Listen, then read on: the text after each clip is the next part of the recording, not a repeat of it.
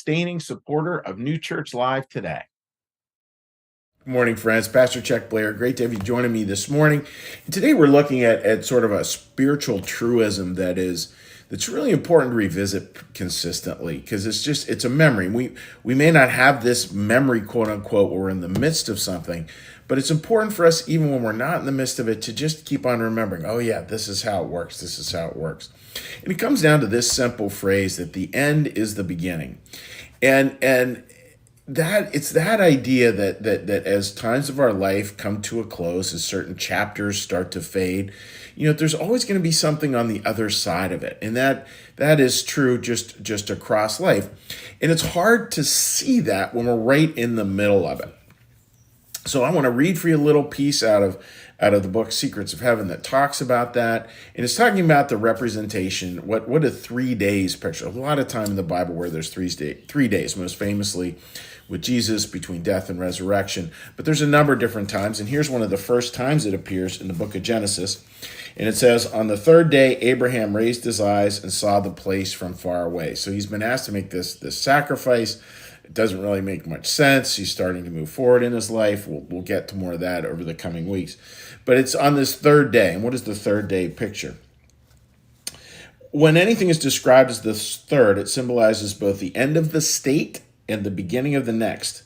Since the theme here is the Lord's consecration, in other words, his fulfillment, accomplished by means of trials, the third day symbolizes both the completion and the start.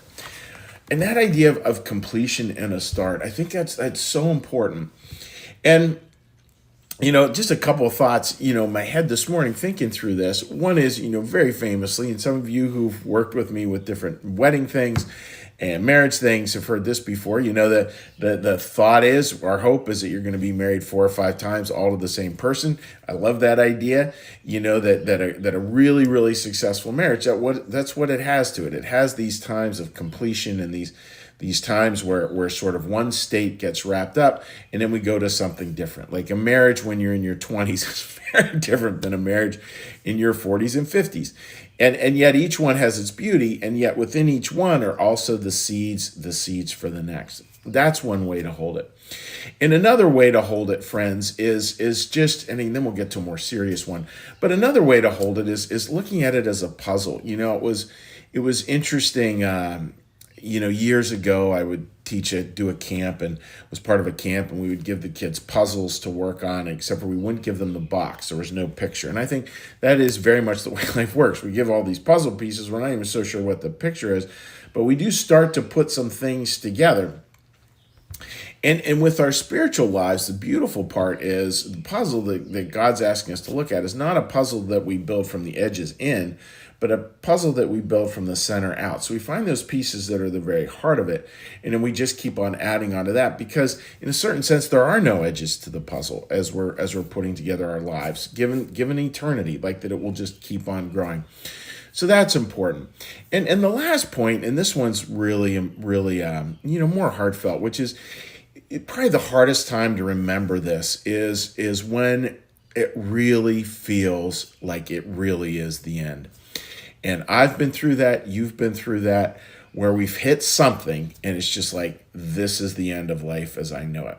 Life will never, ever be the same. I'll never recover joy. I'll never recover happiness.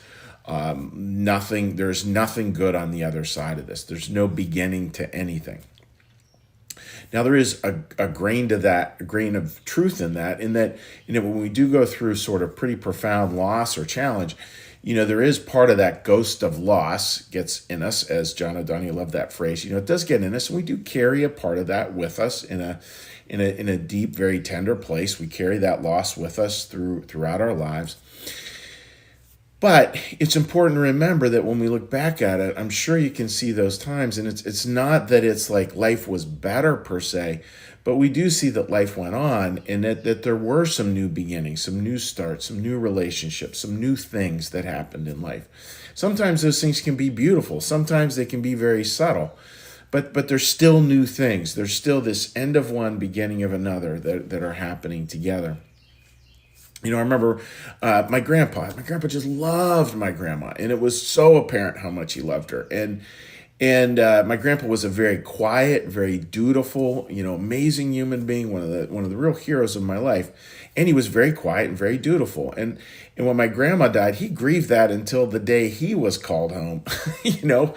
And I'm sure that the reunion was beautiful with the two of them.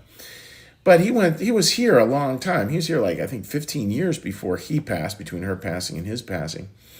And with my grandpa, I think with him, like he found a whole nother gear. And it wasn't that it was a gear that was without her or didn't mourn her or wasn't sad. He just found a new gear. And I remember seeing a picture of him at some church summer camp playing a guitar. And I was thinking, my grandpa playing a guitar, like nothing was further from my brain that could have happened. And I'm sure my grandma would have been cheering him on through all that. I'm sure she is cheering him on. I'm sure she did cheer him on spiritually through all of that. So there's just examples, friends. And so the end is the beginning. And again, it's not that when someone's coming to an ending, we want to go just, oh, remember, this will be the beginning of something, like they're going to be able to hear that. They will not be able to hear that. But what we can do for other people and what other people can do for us if we're on the receiving end is we can just hold that knowledge in our hearts. And I really think there is something to that. When I hold the knowledge in my heart that, yep, this is the ending, but there's also a beginning here, I can just hold it. I can just hold it. Don't need to say it. Don't need to give people advice, but just hold it. And it's an important, again, to just keep coming back to that. So if you're in the midst of it, friends, and you're just feeling like whatever you're dealing with is the end, period, end of sentence, maybe start to just see it, instead of seeing it as a period, see it as a comma, and that new things will come out. And you'll carry that ghost of loss with you. That's part of life. That's part of how we get through this life here.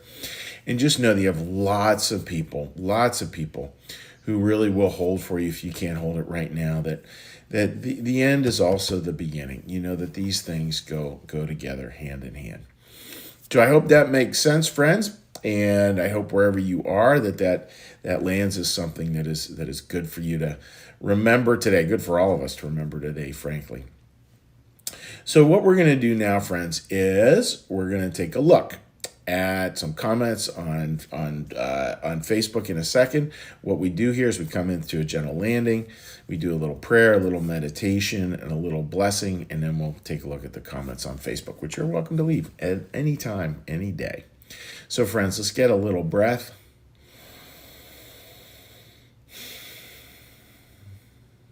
Their prayer bell.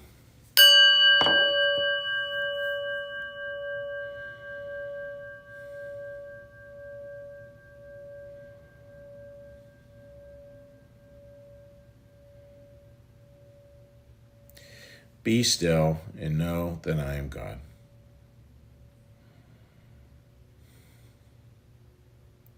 Be still and know that I am.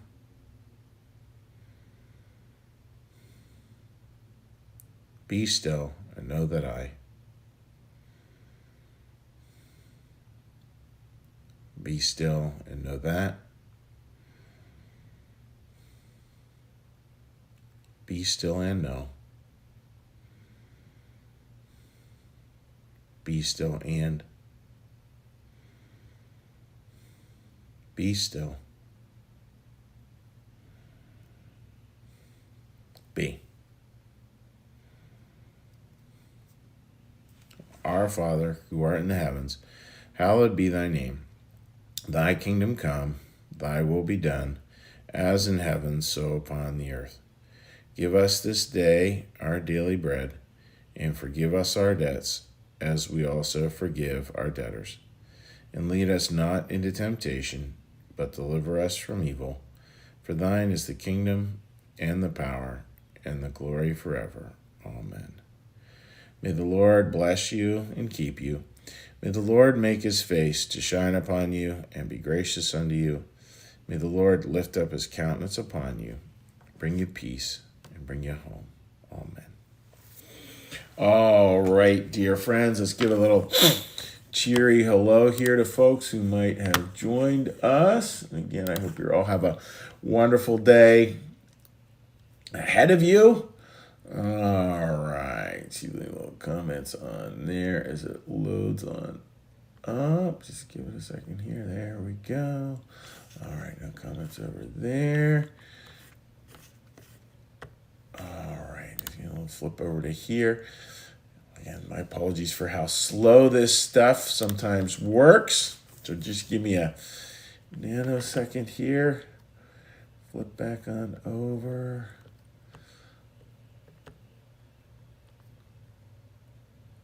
All right, Marcus, good morning to you. So one comment today. Feel free, friends, to leave quotes later in the day if you'd like. And just on behalf of New Church Live, just wishing all of you a wonderful, amazing day.